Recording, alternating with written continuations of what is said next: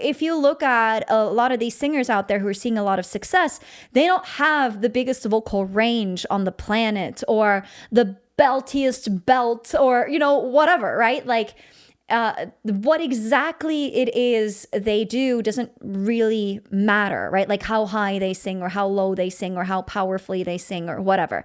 It's something else that makes them successful in their singing. And that something else is dynamic singing.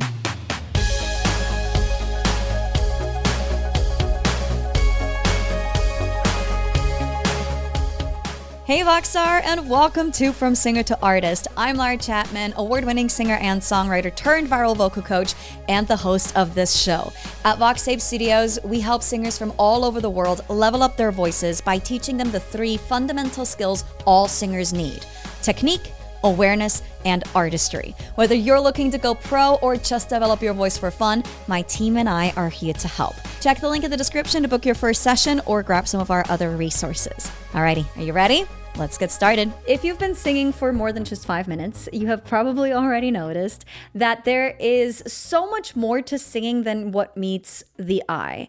Maybe what you've experienced, or maybe you've seen this in somebody else, is you started practicing and you're hitting all the right notes, you're singing in tune, right? You're singing the right notes at the right time, and you sound pretty decent, right? Like there's no vocal cracks or anything like that. Like it's solid, it's there. But you still feel like, like why doesn't it sound like the original? Like why don't I sound quote unquote as good as insert person here, right? Insert other singer here. And I see this a lot in singers out there where they sound like they took a couple voice lessons, maybe, right? Like they worked on their voice a little bit, but that's just exactly it. They sound like they took a couple voice lessons and not necessarily like, oh, wow, this person was born to sing. And that is the kind of reaction that we want, right? Like sounding like we were born to sing, like it's our God-given talent or gift or whatever it is that you want to call it, right? Like it's that natural thing that happens when you sing. It's just like, yeah, this sounds so natural. Like this is just what you were born to do. And contrary to popular belief, that is actually something that can be learned, this natural sound. I think a lot of people can agree that singing is something that can be learned, but a lot of people think that you can only take it so far. I believe you can take it as far as you want, even if you start with 0 talent, even if we have to start with learning how to match pitch. Like you can get to a really, really, really great level, even as good as some of the pros out there. But we need to be able to identify first what makes them that good, right? Like what makes them sound natural. Because like if you look at a lot of these singers out there who are seeing a lot of success, they don't have the biggest vocal range on the planet or the beltiest belt or, whatever, right? Like what exactly it is they do doesn't really matter, right? Like how high they sing or how low they sing or how powerfully they sing or whatever. It's something else that makes them successful in their singing. And that something else is dynamic singing, okay? So dynamic singing is what's going to help you go from hitting the right notes at the right time and sounding good doing so to sounding like you were born to sing, okay? And it has nothing yet to do with storytelling. I mean, kind of, but it's not like, the performance side of it. It's really still vocally, what are you doing, right? Like not how you're standing on stage and any of that. Obviously, that's also very important. But dynamic singing is the answer here. And that is something that can be learned. Let's first talk about what dynamic singing even is. Dynamic singing doesn't just go into what notes you're singing, but rather how you are singing each note. Are you singing that note in a breathy voice? Are you adding twang on that note? Are you adding a riff on that note? Maybe you're sustaining it on straight tone and only at the end you're adding a little bit of vibrato. Maybe you're crying into the note. There's a million different things that you can do, and we can talk about all these things. But It's how you sing each note, not just, are you hitting the right note? Yes or no? Yes, awesome, good. Like, no. Now it's like, okay, how are we singing that note? We're taking it a level deeper. So dynamic singing consists of 2 to 3 parts, depending on how you separate it. The first part would be the tone that you're using, right? Like, are you singing in a breathy voice? Are you adding twang on it? Is your larynx really low, giving you a little bit more of a dopey, warm, rich sound? Or is your larynx high, giving you a brighter sound? Is it maybe light or maybe more heavy? Are you singing it in chest voice or mixed voice or a mixed belt or a head dominant mix or head voice, right? Like that influences your tone as well. So basically just anything that changes the tone of your voice. By the way, tongue position really affects your tone as well. So like that typical Shakira sound, that whatever, that kind of sound right there, that's the tongue. Whatever, that's without the tongue engaging in the back. So tongue position can influence your tone as well. So that's one side. The other thing would be embellishments. So that would be, are you riffing? Are you adding vibrato? Are you adding cries or vocal flips or yodels? Those are like in the same kind of family. Are you adding ghost notes? What do your onsets and offsets look like? Are you scooping? Are you attacking? Are you stepping? There's a lot of different embellishments like these things that we can use to kind of like spice up our singing. And then lastly, if we want to look at like a third part, then that would be the actual dynamics in the sense of the volume that you're using when you are singing. So sometimes I take tone and volume in one because the volume that you're using can really influence your tone. Sometimes you separate it. It's really just kind of like whatever works for you. But that's just the sheer volume, right? Are you loud? Are you soft? Are you somewhere in between? How loud are you singing? And those 3 things together are what make your singing more dynamic. And basically how I'm usually describing it is, maybe you've seen me or heard me talk about my cake analogy before, but hitting the right notes at the right time and sounding good doing so, that's like the actual cake, the thing that you bake, right? But if we want to like make an awesome cake, we got to add some frosting to it, right? And that's dynamic singing. Your dynamic singing is your frosting.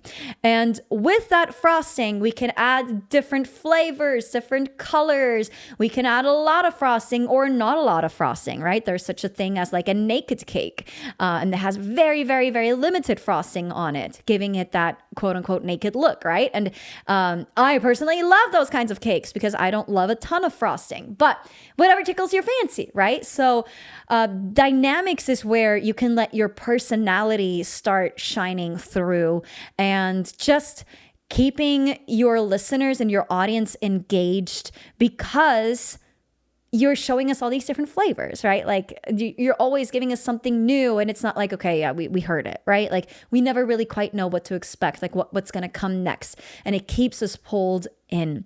And again, we do that through tones, embellishments, and your volume. Now, one way to practice dynamic singing is by literally just working on different kinds of tones that your voice can create and different kinds of embellishments that you want to incorporate into your singing. That's one way to develop dynamic singing, and that can work.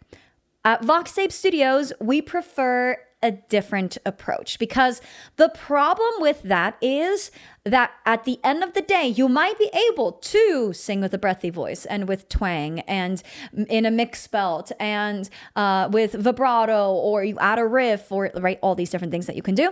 You might be able to do all of them, but you might still not sound very musical or natural because you don't really know what to use where. And so how we teach dynamic singing here at VoxTape Studios is through listening first. You learn how to identify these different tones and embellishments in other singers first, and then, and don't get scared, okay? hear me out. And then you copy them, you imitate them so that you can get a feel for it. And then you go and make it your own, right? Because if we just stop at the imitation, then you're going to be a great impersonator, but that's not necessarily what you might want to do.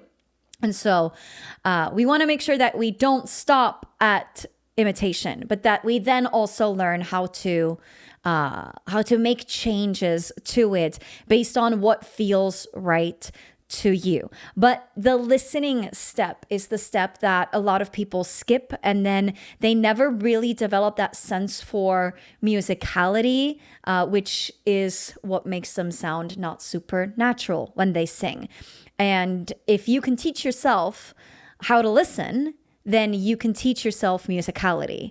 And that's what's going to help you sound like you're born to sing, like you're a natural singer. Okay? So I want to show you an example of dynamic singing. And literally, I could pull up anything on YouTube and be like, okay, here's how this is sounding dynamically. I literally just opened YouTube, and the first thing that showed up was Sabrina Carpenter Tiny Desk Concert. So we're going to look at just a couple seconds of it.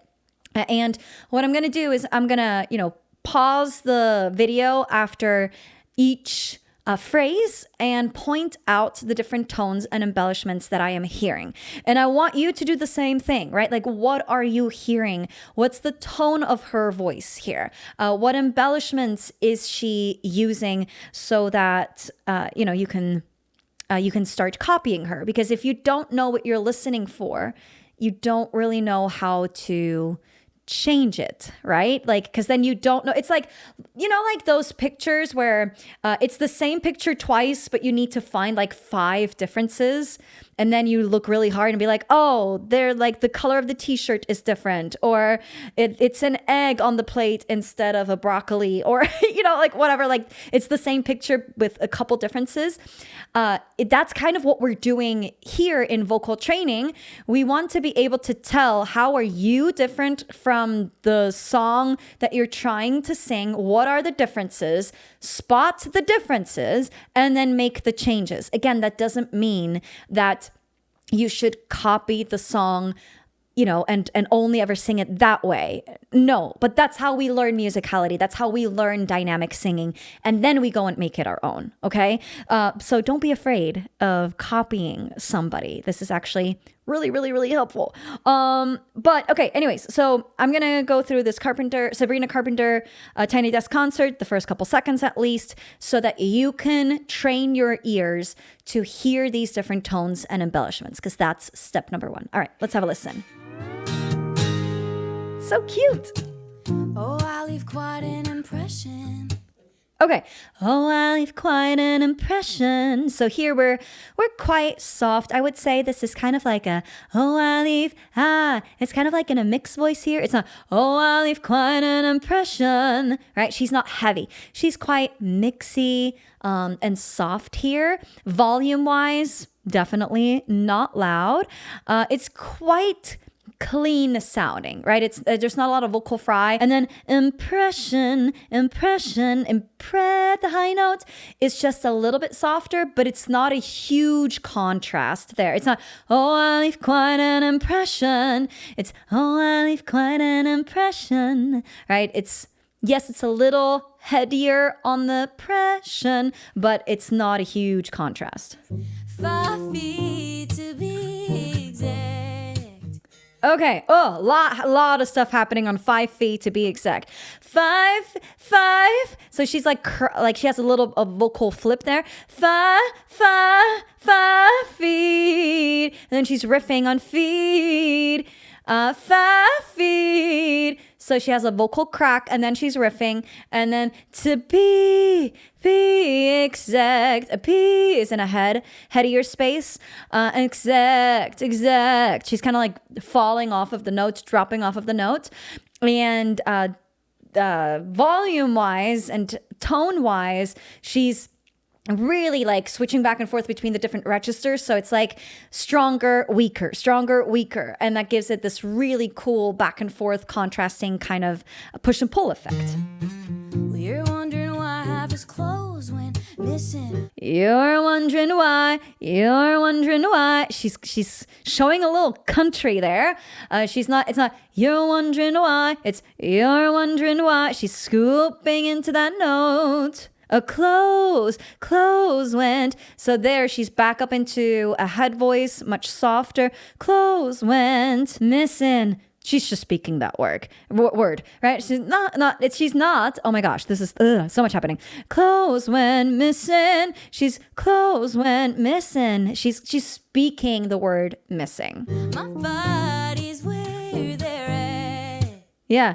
My body. Another riff is where, back into head voice, where they're at. And then she's kind of like flipping or like crying into where they're, no, she's flipping, where they're at. And then at. So she's dropping off of at, but she's not singing at. It's more at. So it's a little brighter, yeah, just not so rich, not so dark. But here in this first part, oh my goodness, there's so much happening already. She starts out really softly, then or like mixy, and then she's going more into register changes rather than staying in that mix. Just constantly flipping back and forth, but obviously still quite laid back, like nothing crazy loud or anything like that just yet.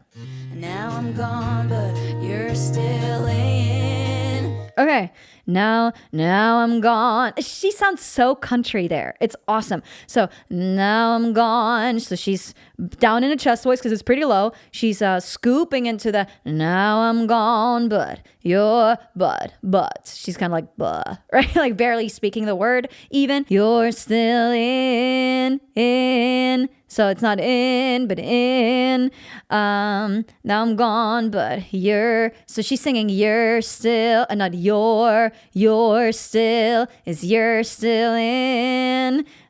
Again, very country. I love it. Next to me. Next to me. Not next to me. Like, it's just like so short, super short. 1 degree of separation.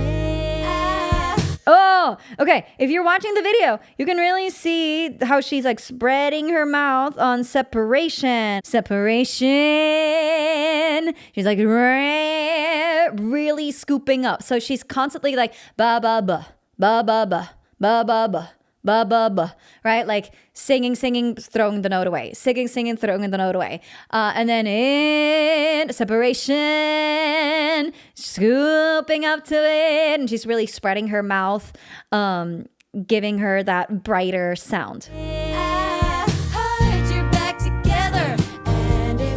Okay, there's so many spoken parts in here. Heard is back up to in a head voice, and then together. She's kind of like speaking that word. She's not singing. That's actually the background singer singing that. She's just coming in on heard you back together. And she's not singing, I heard. She's not singing that. She's just singing, heard you. So again, head voice up there, and then back into a chestier sound. That's true. You'll just have to taste me when he's kissing you. Okay, and he's kissing you. It's so spoken. You'll just have to taste me. So she's not going, you'll just have to taste. You'll just have to taste me. So she's not going into like a breathy head voice up there, but rather, you'll just have to taste me. Taste. It's a little more balanced compared to what we've been hearing her do so far. It's a little bit more of the same throughout. Like, there is a register change, yes, but it's not an obvious change, you know? So, taste me. It's a little mixier, like a head dominant mix rather than taste me. Forever. She's kind of speaking that again. I feel like she's speaking a lot more here in this live performance than she is on the actual track. But it's cool. Adds a lot of character. If you want forever. Same thing here. It's a little more, it's not if you want, but more if you want forever. So yeah, it's a little mixier, a little bit less chest head voice. You do. A little bit of vocal fry there.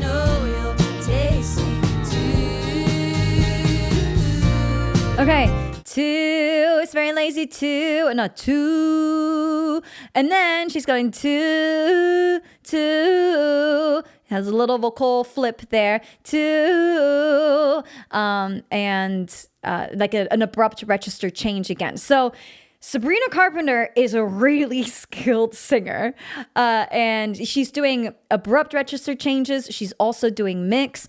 So far, none of this has been like belty, right? Like where it's like, oh wow, like yes, we have really built the dynamics and we're super belty here. It's all still quite laid back. Like I would say we haven't surpassed more than like 50% of like the volume or power that she can do. But it sounds really interesting. Like we don't need more power, because a lot of times singers can fall into that trap of like, I need to add more power to, create these dynamics and all that. I'm like, no, actually, it's not just power that creates dynamics. All of these things here create dynamics as well. Anyways, I hope you kind of understand, like you get the gist of like, oh, okay, like there's a lot happening that maybe you're already hearing, which is great. Maybe you're not hearing it yet. So the first step to dynamic singing is listening and training your ears to hear these different things that these singers are doing, right? What tones are they using? What embellishments are they using? And how powerfully are they singing? How loud is it? And then try and copy it, right? Like, remember that picture? Like, it's the same picture twice, but there's like 5 small little changes.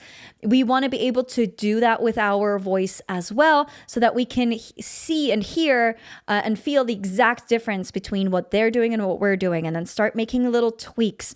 Again, we don't stop there, because then you would just be a carbon copy. We don't want that. Once you learn how to do it, you then go in and start making changes to whatever it is that the original singer is doing, so that you can make it feel more like that's what you want to do. But copying these singers can really help you develop this sense for musicality and, figure out what works where. Why are they doing this here?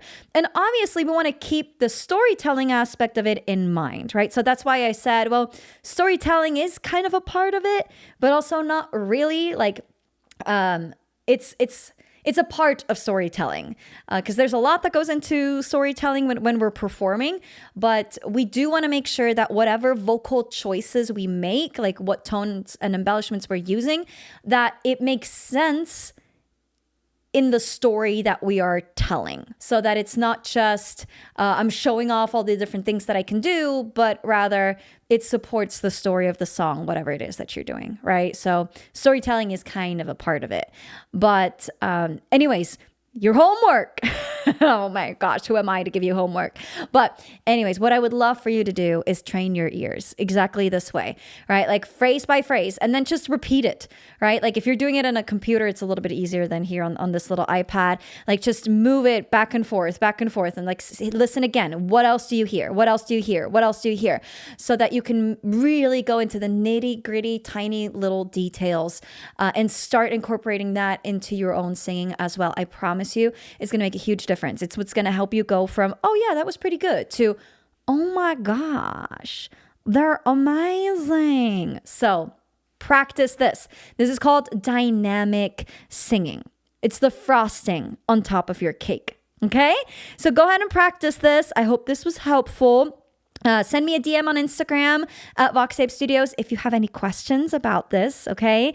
Other than that, that's pretty much it for today. I'll catch you in the next one.